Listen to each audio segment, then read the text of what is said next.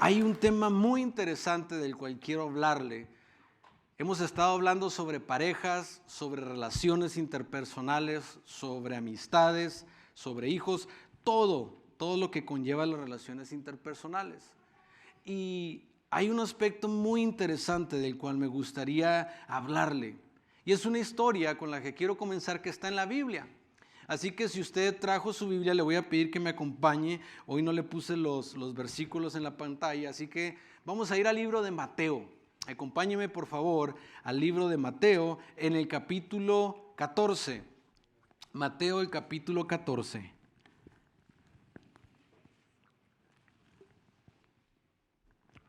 Mateo 14, el verso 22.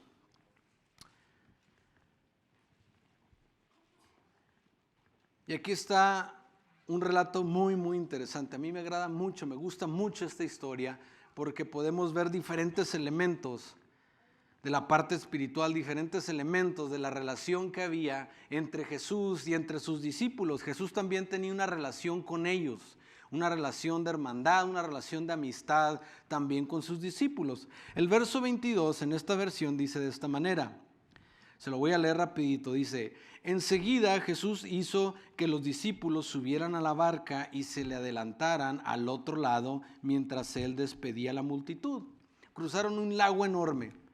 Antes de que Jesús mandara a sus discípulos, lo que había pasado previo a esto es de que Jesús le había dado de comer a más o menos unas 15,000 personas. ¿Usted ha escuchado esa historia en la Biblia? La historia de los peces y los panes y cómo Jesús los multiplicó. Bueno, pues esto pasó siguiendo la comida esta que hicieron. Jesús mandó a los discípulos para que cruzaran el lago. El verso 23 dice, después de despedir a la gente, subió a la montaña para orar a solas. Al anochecer estaba allí él solo y la barca ya estaba bastante lejos de la tierra, zarandeada por las olas porque el viento le era contrario. En la madrugada, o quizás su versión dice, en la cuarta vigilia o durante la cuarta vigilia de la noche, Jesús se acercó a ellos caminando sobre el lago. Cuando los discípulos lo vieron caminando sobre el agua, quedaron aterrados. Es un fantasma, gritaron de miedo. Pero Jesús les dijo enseguida, cálmense, soy yo, no tengan miedo. Señor, si eres tú, le respondió Pedro, mándame que vaya a ti sobre el agua. Ven, le dijo Jesús. Pedro bajó de la barca y caminó sobre el agua en dirección hacia Jesús. Pero al sentir el viento fuerte, tuvo miedo. ¿Puede repetir conmigo eso? Diga, tuvo miedo. Tuvo miedo y comenzó a hundirse. Entonces le gritó, Señor, sálvame. Enseguida Jesús le tendió la mano y sujetándolo lo reprendió. Y le dijo, hombre de poca fe, ¿por qué dudaste?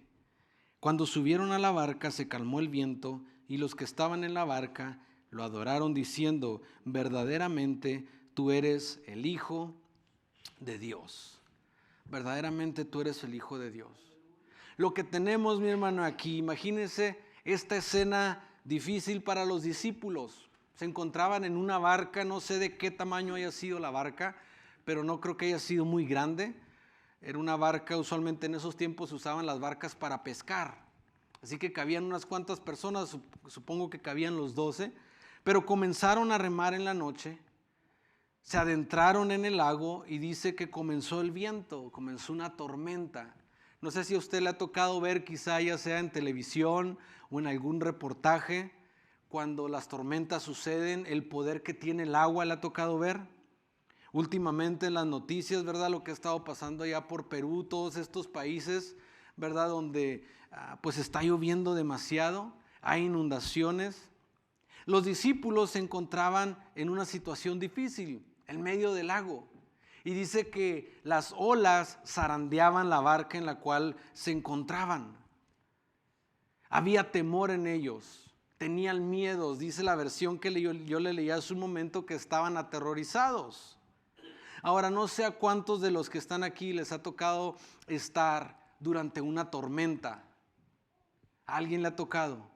Ya sea de lluvia, una tormenta de nieve, de viento, ¿verdad? Últimamente, los últimos años, ya ve que nos han tocado tornados aquí en Colorado, algo que pues todo el mundo, los científicos, todo el mundo decía que no podía pasar por el lugar geográfico en el que nos encontramos, pero nos han estado tocando tornados los últimos años. Es algo difícil. Yo recuerdo en una ocasión, y les he contado esta historia, se la voy a contar rapidito. Yo cuando trabajaba en la ciudad de Denver, salía muy tarde, salía en la noche, a veces salía a las 11, a las 12 de la noche, y en esta ocasión venía como a las 11:45 de la tarde, o de la noche, me acuerdo. Venía de Denver para acá, para la ciudad de Greeley, y más o menos por la ciudad esta de Fort Lapton, había una tormenta tremenda de nieve. Había demasiado viento, no se podía ver nada. Literalmente no podía ver nada, iba manejando el mismo viento con las luces prendidas, era imposible. Yo llegué al punto que, no sé si de los mismos nervios, pero me comencé a reír porque no lo podía creer. ¿Cómo es posible? Yo nunca había estado en una tormenta así de que no se viera absolutamente nada. Lo que hice fue que apagué las luces para poder ver mejor. No le estoy diciendo que haga eso, ¿verdad? Durante las tormentas o cuando vaya manejando en la noche, yo le estoy diciendo lo que yo hice porque sí podía ver mejor con las luces apagadas. Y le bajé la velocidad. Recuerdo que iba a 5 millas por hora y esto no tenía fin. Y decía, pero ¿qué tan largo es? ¿Hasta dónde voy a llegar? ¿Cuánto va a durar esto? Y recuerdo que más adelante empecé como que a ver los carros, las luces, porque se habían hecho para un lado los camiones, los carros, las camionetas. Nadie sabía qué es lo que estaba pasando. Unos se paraban literalmente en medio de la carretera, otros se salían. Yo recuerdo que me iba guiando con eso que ponen en un lado de la carretera para que tiemble el carro. ¿A cuántos los ha despertado eso de vez en cuando? ¿Verdad? Que usted va manejando y comía, ay Señor, ¿qué es lo que pasó? ¿Verdad? Yo pensé que había despertado en el cielo y no, era el tallador ese que está allí. Yo me iba guiando con eso. Entonces cuando lo empezaba a sentir, me hacía otra vez para este lado, me hacía para mi izquierda, para volverme a meter otra vez al carril. Recuerdo que una persona, una mujer, una señora estaba como que muy asustada porque se hizo un lado y yo la veía que, o sea, por la ventana la podía ver como que tenía el volante así tomado. Entonces lo que hice, como pude, le hice señas y le dije que me siguiera, porque se paró y como se paró en medio, ¿verdad? Venían camiones grandes y total que me siguió. Entonces yo dije, bueno, o me paro como los demás o sigo hacia adelante. Porque si esto no tiene fin, ¿hasta qué horas me voy a quedar aquí? Yo venía cansado, venía estresado del trabajo, había sido un día muy largo. Yo ya quería llegar a mi casa. Tenía miedo en ese entonces porque imagínese estar en algo así y saber que puede pasar algo. Pero yo seguía hacia adelante. Dije, no, me voy a ir despacio, aunque tenga que ir a 2, 3 millas por hora, pero hay que salir de esta. Ahora, déjeme le digo, si usted ha estado en una situación así, usted va orando durante esos momentos. No sé si le ha pasado, ¿verdad? Que de repente hasta un aire, un viento ahí en su casa y comienza a orar porque se siente muy feo, se escucha muy feo. Y durante ese momento iba orando. ¿Por qué? Porque tenía miedo, tenía temor.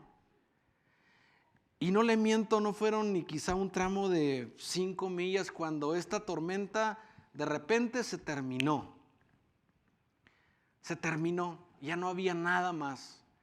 Podía voltear hacia atrás y se veía cómo pasaba el viento, como que era nada más en un segmento de la carretera que estaba eso. Yo dije, ¿qué tal si me hubiera quedado ahí? ¿Hasta cuándo hubiera durado esto? Si hubiera dejado que el temor me detuviera, que el temor me hubiera inmovilizado en ese momento. ¿Qué hubiera pasado? ¿Qué hubiera pasado? Leíamos que decía, y la barca ya estaba bastante lejos de la tierra, zarandeada por las olas, porque el viento le era contrario. En la madrugada, la 4ª vigilia de la noche, Jesús se acercó a ellos caminando. Estaban en un momento difícil, en lo más oscuro de la noche. Hay personas que dicen que esa 4ª vigilia es más o menos entre las 3 y 4 de la madrugada. Hay pescadores que cuando andan en el mar dicen que esas son las horas más oscuras que hay, especialmente durante las tormentas. Es cuando más oscuro está, entre las 3 y las 4 de la mañana, la 4ª vigilia. Ahora, No sé si a usted le ha tocado que los problemas más difíciles que pasamos como seres humanos, los problemas más grandes que de repente se nos vienen en la vida, parece que todo se nos oscurece alrededor, ¿sí o no? Parece que no encontramos la salida, parece que no hay una luz, parece que no hay un rescate, parece que estamos abandonados. Y podemos sentir en ocasiones de que quizá Dios no está cerca de nosotros. Y comenzamos a pensar, comenzamos a dudar, ¿qué estaré haciendo mal que no siento a Dios cerca de mí? ¿Dónde está Jesús? No lo puedo sentir obrar en mi vida. Y comenzamos a cuestionarnos estas cosas. ¿Y por qué me está pasando? ¿Dónde está Dios para rescatarme? Ahora, en nuestras relaciones vamos a pasar por varias cosas similares a estas cuartas vigilias. Vamos a pasar por varias de esas. Va a haber estos momentos difíciles que parece que todo se hunde a nuestro alrededor, que parece que no hay salida, que nada funciona. Eso lo vamos a sufrir nosotros en nuestras relaciones, aparte de lo bueno. Pero en esos momentos difíciles es cuando usted y yo tenemos que activar nuestra fe. Nuestra fe en Dios, nuestra fe en Jesucristo es cuando la tenemos que activar. Es cuando nos debemos de tomar más fuerte de la mano de Dios durante los momentos difíciles. Cuando usted tenga problemas con sus relaciones, con su pareja, en su matrimonio, con los hijos, cuando vea que parece que no hay salida, de que ya no hay solución, ahí es cuando usted tiene que tomarse de la mano de Jesús y no soltarlo. Ahí es cuando usted tiene que agarrarse y aferrarse de Dios para que no lo suelte, para que no se comience a hundir, para que no sienta esa sensación de que ya se perdió todo. El temor en nuestras vidas no nos deja disfrutar a nuestras relaciones, a las personas que tenemos, a sus seres queridos, a los hijos, a su pareja. Cuando hay temor en nuestra vida o en nuestro hogar, o en lo que tenemos juntos. Puede ser a veces también como iglesia. Una iglesia que tiene temor no puede caminar hacia adelante. No puede salir a hablarle a la gente. ¿Por qué? Porque ay, me da pena, porque me da vergüenza. ¿Y qué tal si se burlan de mí? ¿Y qué tal si me dicen esto o me dicen lo otro? Una iglesia con temor no puede avanzar. Una persona con temor en su vida no puede avanzar. No puede buscar un mejor trabajo porque tiene miedo. No puede buscar a veces ser un mejor papá, una mejor mamá porque tiene miedo de fracasar. En el empleo a veces le ofrecen un puesto mejor y usted dice, híjole, pues es que no hablo español, no hablo inglés, no hablo nada, ¿verdad? Habla de los dos y de repente es tanto el temor que se le olvida hablar cualquier idioma. Y dice, es que no puedo. ¿Por qué? Porque el temor entra en su vida, lo dejamos que tome control de todo nuestro entorno y nos paraliza. No podemos hacer nada. Con nuestras amistades también. A veces tenemos temor. Hay personas que dicen, no, es que yo soy muy introvertido. Y no es de que seas introvertido, sino que tienes temor de comenzar a hablar con otra persona. Hay personas que hablan demasiado, ¿verdad? Se le acerca uno y comienzan a hablar y dicen, no, este no tiene absolutamente nada de temor. No tiene nada. Es bueno para platicar, pero hay personas que no. El temor no nos deja hacer nada, nos aísla. Nos aísla. Llega a un lugar y usted se hace para un lado. ¿Le ha pasado? Yo creo que todos lo hemos hecho. Yo lo hice en muchas ocasiones, que se le acerca a la gente, ¿verdad? Y usted como que voltea para otro lado, voltea hacia abajo, voltea para que no lo vean, para no hacer contacto visual. ¿Sí o no? En los salones de clases, con los maestros, bueno, a veces es porque uno no estudia, ¿verdad? Y no quiere que el maestro le pregunte porque no se sabe la respuesta. Pero también pasa lo mismo. No quiere que nadie lo vea porque tiene temor, porque tenemos temor. Ahora, cuando entró el temor en Pedro, se le olvidó que tenía delante de él, se le olvidó que estaba tomado, se le olvidó de que el que le había hablado, que le dijo, ven caminando hacia mí, era Jesús. Pedro comenzó a caminar sobre el agua y el viento y las olas. Yo no sé cómo usted puede imaginarse esa escena como usted quiera, Pero imagínense una persona caminando en el agua y las olas y el viento y que no se hunde, y esa sensación de alegría, pero como que no sabe qué es lo que va a pasar. El miedo se apoderó de Pedro, se le olvidó que Jesús era el que le estaba diciendo: ven, aquí estás, veme a los ojos, concéntrate en mí, no te concentres en lo que está pasando alrededor de tu vida. Y a veces con nosotros es lo mismo. Jesús nos dice: ¿sabes qué? Concéntrate en mí. Sí, pero es que está muy difícil la situación, lo que está pasando, los problemas, las circunstancias. Y Jesús le dice: no me quites la mirada. Yo me voy a encargar de lo que está alrededor. Lo que necesito en este momento es de que tengas fe. Que tengas fe y te tomes de mi mano, y de esta yo te voy a ayudar a salir. No somos nosotros, no es usted, no soy yo. No es mi fuerza de voluntad, no es mi deseo tan grande de que pasen las cosas, sino que cuando los cambios pasan en nuestra vida es porque Dios los hace que pasen. Es porque Jesús los hace que pasen. Es porque Dios ya tiene un plan para su vida y para mi vida, premeditado desde antes que usted naciera. Usted que está aquí en este lugar es porque Dios lo tiene con un propósito. ¿Sabía eso? Quizá usted dice: no, yo vine porque me invitaron. Pero si está aquí es porque Dios tiene un propósito. En Dios no hay casualidades. Déjeme le digo, para Dios no hay casualidades.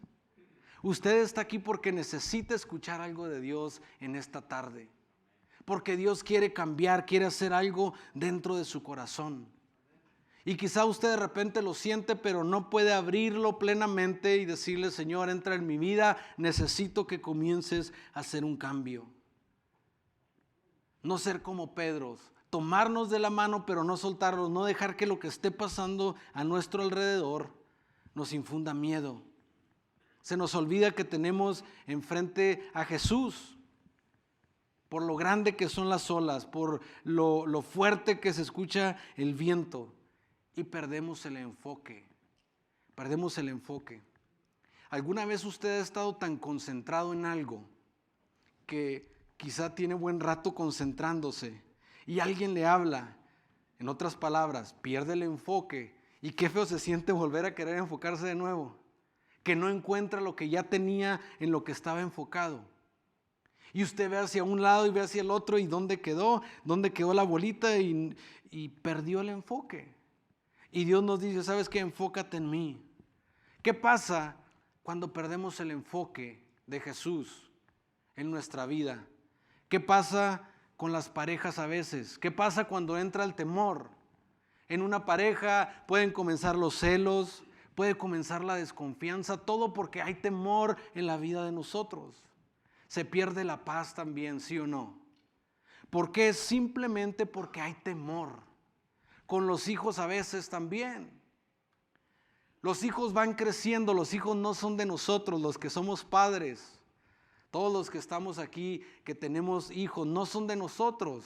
Dios nos los presta por un tiempo muy corto para que los podamos criar y los podamos encaminar, ponerlos en sus caminos, inculcarles la fe. Pero los hijos se van. Y a veces nos da temor. Nos da temor. Pensamos que tenemos el control sobre ellos. Pensamos que si usted le dice: regresa a las 10, todo va a salir bien y van a estar de regreso a las 10. Pero usted y yo no tenemos el control absoluto en lo que pase. Cuando su esposo, cuando su esposa salen en la mañana a trabajar, usted no tiene control de lo que pase después de que salen.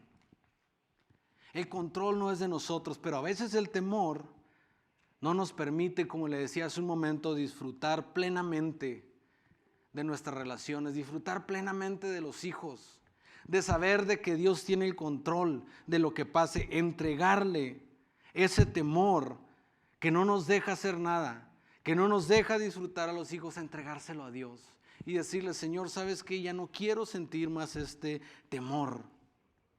Yo quiero disfrutar de tu libertad, de disfrutar de tu amor perfecto. El verso 29 decía: ven, le dijo Jesús. Y Pedro bajó de la barca y caminó sobre el agua en dirección hacia él, pero sintió el viento y tuvo miedo. Comenzó a hundirse. Todas las relaciones van a tener estos altibajos en nuestra vida. Algunos puntos van a estar altos, donde todo va a parecer muy bonito, y va a haber otros bajos. Pero déjeme le digo que esa es la realidad. No le tenga miedo a la realidad. Téngale miedo a que el temor se apodere de usted y no lo deje hacer absolutamente nada para contrarrestar esa realidad.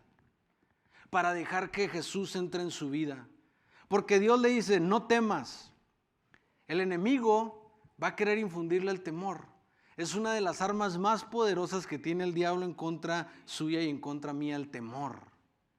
Porque sabe que el temor nos va a paralizar. Como parejas, como familias, como hijos, como iglesia, el temor no nos va a dejar hacer nada.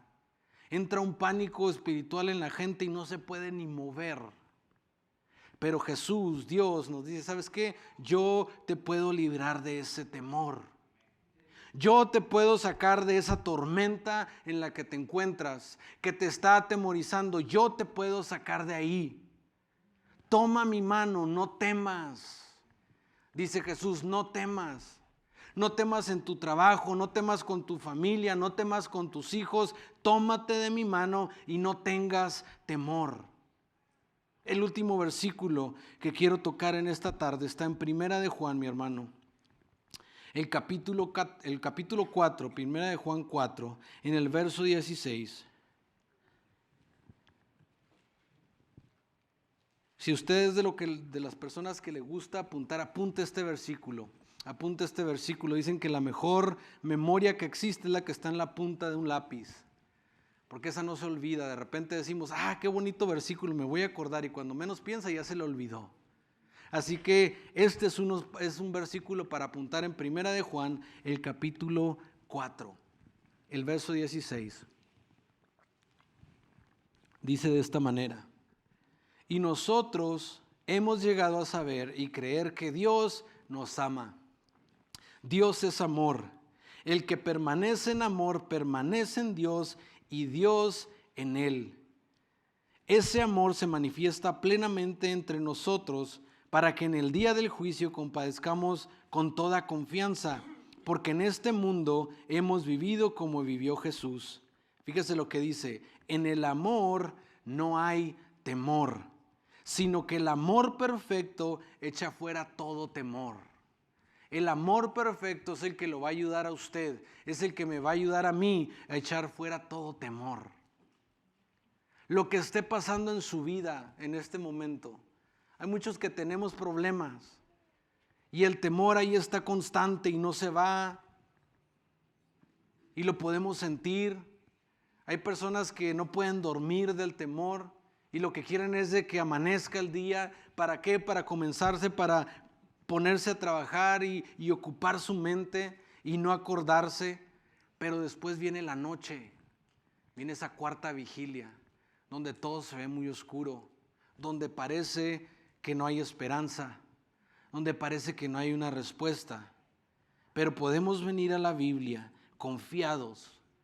¿Cuántos de los que ya son creyentes realmente creen que la palabra de Dios se manifiesta en nuestras vidas? ¿Cuántos creen que hay poder en la palabra de Dios? Fíjese lo que dice, en el amor perfecto no hay temor. El amor perfecto echa fuera todo temor. No echa fuera la mitad del temor, no echa fuera 20% del temor. Dice que el amor perfecto echa fuera todo temor. El que teme espera el castigo, así que no ha sido perfeccionado en amor. El que teme está esperando un castigo. ¿Cuántos les ha pasado? Que usted tiene miedo y dice, híjole, es que me van a dar con todo. Es que me porté mal, quizá de niños, como usted quiera con los papás. O en el trabajo sabe que hizo algo mal y llegando ya le espera. Hay temor en su corazón. ¿Por qué? Porque espera el castigo. Porque no ha sido perfeccionado en el amor. Porque no ha sido perfeccionado en el amor.